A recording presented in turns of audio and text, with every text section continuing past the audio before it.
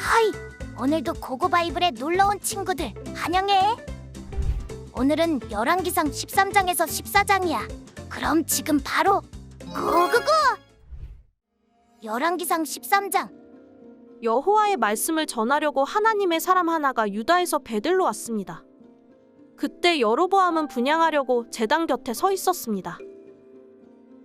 하나님의 사람이 여호와의 말씀으로 그 제단을 향해 소리쳤습니다.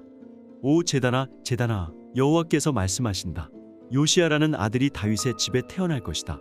그가 내 위에서 분향하는 산당의 제사장들을 내 위에서 제물로 바칠 것이요 내 위에서 사람들의 뼈를 태울 것이다. 바로 그날 그 하나님의 사람이 표적을 보이며 말했습니다. 이것은 여호와께서 말씀하시는 표적이다. 이 제단은 산산조각 나고 그 위에 재들이 쏟아질 것이다. 여로보암 왕은 하나님의 사람이 베들 제단을 향해 소리친 것을 듣고 제단에서 손을 뻗으며 말했습니다. 저자를 붙잡으라. 그때 그를 향해 뻗은 왕의 손이 굳어 다시 거둘 수 없었습니다. 또한 하나님의 사람이 여호와의 말씀으로 보인 표적대로 제단은 산산조각이 나고 재들이 쏟아졌습니다.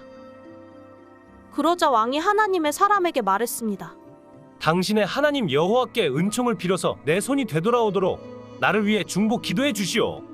하나님의 사람이 여호와께 간구했더니 왕의 손이 되돌아와 이전처럼 됐습니다. 왕이 하나님의 사람에게 말했습니다. 내 집으로 가서 함께 좀 쉬시오. 내가 당신에게 상을 주겠소. 그러나 하나님의 사람이 왕에게 대답했습니다. 왕이 내게 왕 소유의 2분의 1을 준다 해도 나는 왕과 함께 가지 않겠습니다.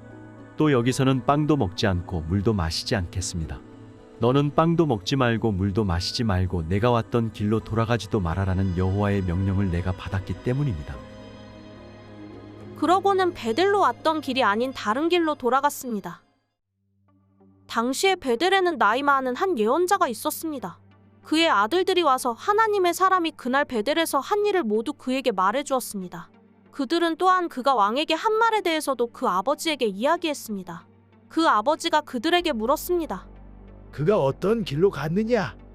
그 아들들이 유다에서 온 하나님의 사람이 어느 길로 갔는지 보았기 때문입니다. 그러고는 그가 아들들에게 말했습니다. 나귀의 안장을 얹으라.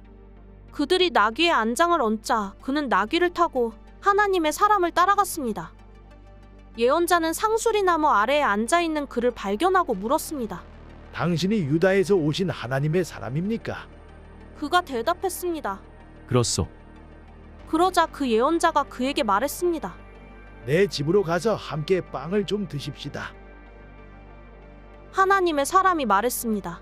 나는 당신과 함께 돌아갈 수도 없고 당신 집에 들어갈 수도 없소. 또 이곳에서는 빵도 먹을 수 없고 물도 마실 수 없소. 여호와의 말씀이 내게 너는 빵도 먹지 말고 물도 마시지 말고 내가 온 길로 돌아가지도 말아라고 하셨기 때문입니다. 늙은 예언자가 대답했습니다. 나도 당신과 같은 예언자입니다.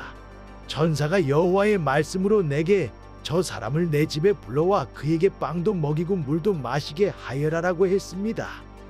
그러나 그는 거짓말을 하고 있었습니다. 그리하여 하나님의 사람은 그와 함께 돌아가 그 집에서 빵을 먹고 물을 마셨습니다. 그들이 식탁에 앉아있는데 여호와의 말씀이 그를 데려온 늙은 예언자에게 임했습니다. 그가 유다에서 온 하나님의 사람에게 소리쳤습니다. 여호와께서 말씀하신다. 내가 여호와의 말씀을 듣지 않고 내 하나님 여호와가 내게 주신 명령을 지키지 않았다. 빵도 먹지 말고 물도 마시지 말라고 하였는데 내가 돌아가 그곳에서 빵도 먹고 물도 마시지 않았느냐? 그러니 내 시체가 내 조상들의 무덤에 들어가지 못할 것이다. 하나님의 사람이 다 먹고 마신 뒤 그 예언자는 자기가 데려온 하나님의 사람을 위해 나귀의 안장을 얹었습니다. 그 하나님의 사람이 길을 가는데 가는 길에 사자를 만나 죽임을 당했습니다. 그의 시체가 길에 나뒹굴었고 나귀와 사자가 함께 그 곁에 서 있었습니다.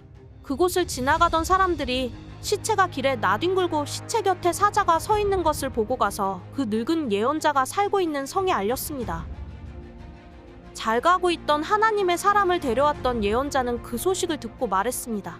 그는 여호와의 말씀을 듣지 않은 하나님의 사람이다. 그러므로 여호와께서 그를 사자에게 넘겨주셔서 사자가 그를 찢어 죽인 것이니 여호와께서 그에게 말씀하신 대로 됐다. 예언자가 아들들에게 말했습니다. 나귀의 안장을 얹으라. 그들이 나귀의 안장을 얹자 그는 나가서 그 시체가 길에 나뒹굴고 나귀와 사자가 곁에 서 있는 것을 보았습니다. 사자는 시체를 먹지도 않았고 나귀를 찢지도 않았습니다. 그 선지자는 하나님의 사람의 시체를 수습해 나귀에 얹고 다시 자기 성으로 데려와서 애곡하고 묻어주었습니다. 그는 시체를 자기 무덤에 안치하고 그를 위해 애곡하며 말했습니다. 오, 내 형제여. 시체를 묻고 난 뒤 그가 아들들에게 말했습니다. 내가 죽으면 저 하나님의 사람을 묻은 무덤에 함께 묻으라. 내 뼈를 그의 뼈 곁에 묻으라. 그가 여호와의 말씀으로 베델 제단과 사마리아 여러 성에 있는 모든 산당들을 향해 선포한 그 말씀이 반드시 이루어질 것이기 때문이다. 이 일 후에도 여로보암은 그 악한 길에서 돌이키지 않았습니다. 또다시 산당에 여러 종류의 사람들을 제사장들로 세웠습니다. 누구든 원하기만 하면 그가 구별해 산당의 제사장으로 삼았습니다. 이것이 여로보암의 집의 죄가 돼 결국 그 집은 이 땅 위에서 끊어져 멸망에 이르게 됐습니다. 열왕기상 14장.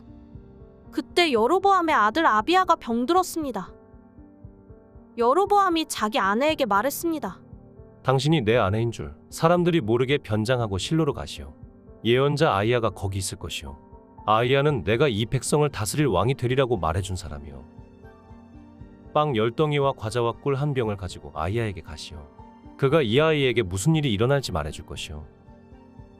그리하여 여로보암의 아내는 여로보암이 말한 대로 준비하고 실로에 있는 아이야의 집으로 갔습니다. 아이야는 나이 때문에 눈이 침침해져 앞을 잘 볼 수 없었습니다. 그렇지만 여호와께서 아이야에게 말씀하셨습니다. 여로보암의 아내가 와서 아들에 대해 내게 물을 것이다. 여로보암의 아들이 아프기 때문이다. 그러면 너는 이러이러한 대답을 해주어라. 여로보암의 아내는 들어오면서 다른 사람인 양 행동할 것이다. 여로보암의 아내가 문으로 들어오는 발소리를 듣고 아이야가 말했습니다. 여로보암의 아내여, 들어오시오. 왜 다른 사람이냥 변장하였소? 하나님께서 나를 보내셔서 당신에게 나쁜 소식을 전하라 하셨소. 가서 여로보암에게 이스라엘의 하나님 여호와께서 이렇게 말씀하신다고 전하시오. 내가 너를 이 백성 가운데 높여 내 백성 이스라엘의 통치자로 삼았다. 다윗의 집에서 나라를 찢어내 내게 주었는데 너는 내 종 다윗이 내 명령을 지키고 온 마음으로 나를 따르며 내가 보기에 정직한 일만 했던 것처럼 행동하지 않았다. 너는 너보다 앞서 살았던 모든 사람들보다 더 악을 행했다. 내가 너 자신을 위해 다른 신들을 만들고 우상을 빚어 내 진노를 자아내고 나를 내 등 뒤에 버렸다. 그러므로 내가 여로보암의 집안에 재앙을 내리겠다. 내가 종이나 자유인을 가리지 않고 이스라엘에서 여로보암에게 속한 남자를 모두 끊어 버릴 것이다. 내가 쓰레기를 불로 태우듯 다 태워 없애기까지 여로보암 집에 남은 사람들을 없애 버릴 것이다. 여로보암에게 속한 사람들이 성에서 죽으면 개들이 그 시체를 먹을 것이고 들에서 죽으면 공중의 새들이 그 시체를 먹을 것이다. 이것은 여호와께서 말씀하신 것이다. 그러니 당신은 집으로 돌아가시오. 당신이 성에 들어설 때 아이는 죽을 것이오. 그러면 온 이스라엘이 아이를 위해 애곡하고 그를 묻을 것이오. 그 아이는 여로보암에게 속한 사람들 가운데 무덤에 묻힐 유일한 사람이오. 여로보암의 집에서 이스라엘의 하나님 여호와가 보시기에 선한 것이 그 아이에게 있기 때문이오. 또 여호와께서 이스라엘을 다스릴 왕을 직접 일으키시면 그 왕은 여로보암의 집을 끊어 버릴 것인데 그날이 바로 오늘이오. 여호와께서 이스라엘을 치셔서 마치 갈대가 물속에서 흔들리는 것처럼 만드실 것이오. 여호와께서는 이스라엘을 그 조상들에게 주신 이 좋은 땅에서 뽑아내 유프라테스 강 너머로 흩으실 것이오. 그들이 아세라 목상을 만들어 여호와를 진노하게 했기 때문이오. 그리고 여호와는 여로보암의 죄 때문에 이스라엘을 버리실 것이오. 여로보암이 자기만 죄지었을 뿐 아니라 이스라엘도 죄짓게 했기 때문이오. 그러자 여로보암의 아내가 벌떡 일어나 길을 나서서 디르사로 갔습니다. 여로보암의 아내가 자기 집 문지방에 막 들어서자 아이가 죽었습니다. 온 이스라엘은 아이를 묻어주고 아이를 위해 애곡했습니다. 모든 것이 여호와께서 그분의 종 아히야 예언자를 통해 말씀하신 대로 됐습니다. 여로보암의 통치기에 있었던 다른 일들, 곧 그가 어떻게 전쟁을 일으키고 어떻게 다스렸는지는 이스라엘 왕들의 역대기에 기록돼 있습니다. 여로보암이 22년 동안 다스린 후 조상들과 함께 잠들고 여로보암의 아들 나답이 그 뒤를 이어 왕이 됐습니다. 솔로몬의 아들 르호보암이 유다의 왕이 됐습니다. 르호보암은 41세였습니다. 르호보암은 여호와께서 여호와의 이름을 두기 위해 이스라엘 모든 지파 가운데 선택하신 성 예루살렘에서 17년 동안 다스렸습니다. 그의 어머니의 이름은 나아마였고 암몬 사람이었습니다. 유다는 여호와 보시기에 악을 행했습니다.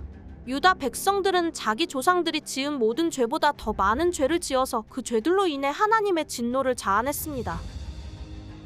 그들은 또한 자기들을 위해 산당을 세웠고 높은 산과 푸른 나무가 있는 곳마다 우상과 아세라 목상을 세웠습니다. 유다 땅에는 남창들도 있었습니다. 이같이 이스라엘 백성들은 여호와께서 이스라엘 자손들 앞에서 쫓아내신 민족들이 한 모든 가증한 일들을 똑같이 했습니다. 르호보암 왕 5년에 이집트 왕 시삭이 예루살렘을 공격했습니다. 그는 여호와의 성전 보물과 왕궁의 보물들을 다 빼앗아 갔습니다. 그는 솔로몬이 만든 금 방패도 전부 빼앗아 갔습니다. 그리하여 르호보암 왕은 그것들 대신 청동 방패를 만들어 왕궁 입구를 지키는 호위대장들에게 맡겼습니다. 왕이 여호와의 성전에 갈 때마다 경호병들이 방패를 들고 갔고 돌아와서는 경호실에 가져다 놓았습니다. 르호보암 때 일어났던 모든 일과 그가 한 모든 것은 유다 왕들의 역대기에 기록돼 있습니다. 르호보암과 여로보암 사이에는 전쟁이 끊이지 않았습니다. 르호보암은 조상들과 함께 잠들고 다윗성에 그들과 함께 묻혔습니다. 그 어머니의 이름은 나아마였고 암몬 사람이었습니다. 르호보암의 아들 아비암이 뒤를 이어 왕이 됐습니다. 수고했어, 친구들. 다음은 어떤 말씀이 우리를 기다릴까? 그럼 다음에 또 만나자. 안녕.